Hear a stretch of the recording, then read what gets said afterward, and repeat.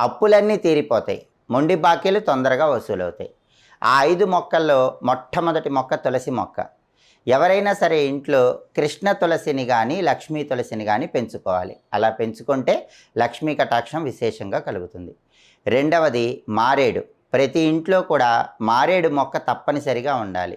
ఏ ఇంటి ఆవరణలో అయితే మారేడు మొక్క పెంచుతూ ప్రతి శుక్రవారము కూడా మారేడు మొక్క దగ్గర దీపం పెట్టి శ్రీ వృక్షాయై శ్రీనివాసాయై నమః అని 11 సార్లు చదువుకుంటారో ఆ ఇంట్లో లక్ష్మీదేవి గల్లు గల్లుమని నాట్యం చేస్తుంది. ఆ తర్వాత మూడవ చెట్టు ఉసిరిక చెట్టు.